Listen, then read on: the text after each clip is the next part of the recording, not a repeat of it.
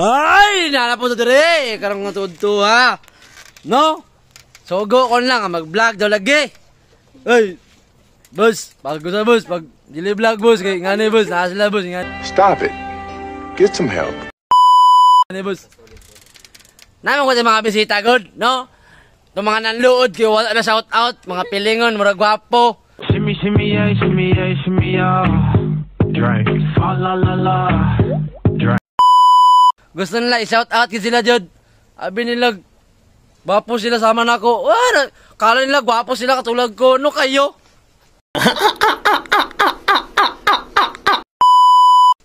Duh, you know. Pero sa totoo lang guys, hindi pa akong tulog.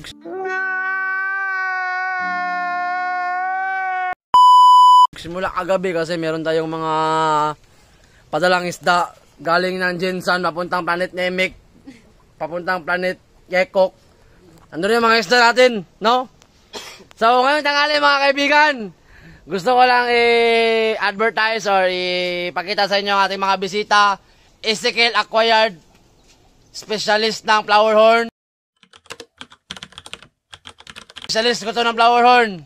Siya po ang aking doktor sa flower horn, no? Yung mga flower horn ko, nasa kanya po kasi napakagaling mag-groom ng batang ito. Wow! Ito yung isa naman si Budlat, no? Budlat. Ano to? Acquired? Budlat Fish Yard, no? Specialist ng ating mga gold dust, no? Yung mga gold dust na mga balon.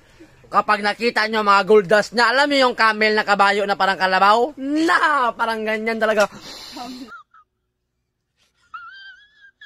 Nakakagigil! Nakakagigil yung ganda ng beauty ko.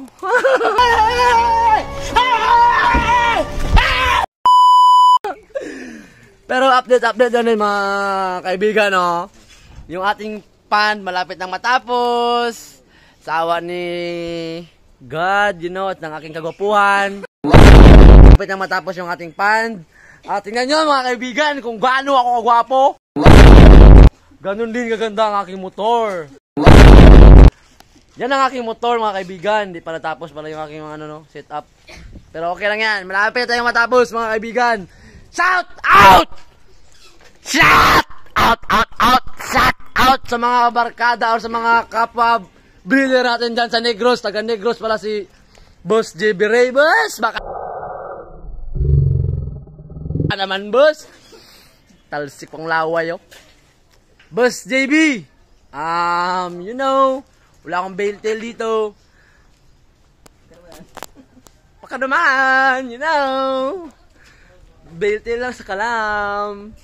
Mga kaibigan, yun lang, no. Gusto ko lang ipakita yung mga nagsipasyalan dito. Budlat Fish Yard, Ezekiel Acquired? Aqua Shop, no? Na matatagpuan sa buhay ko, char lang. Sarangani, Alabel, no? Sa Tagumpay. Sa likod ng bahay ni Arabo, nandan yung kanilang shop. No? Pag pumunta kayo ng Sarangani sa may Tagumpay, merong bahay ni Arabo dyan. Sikat na tao yan, si Arabo. Oo. Pinakamalaking mansion dyan sa Alabel, no? Tagumpay, poblasyon. Nandyan ang kanyang shop.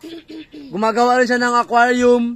Pwedeng, ano, tawag ito, pwedeng home service. Basta, Jensan lang. Kung gusto siyang kunin na gumawa ng aquarium na taga Manila ka, mag-isip ka muna, kaibigan. Malayo ang Jensan sa Manila, ha?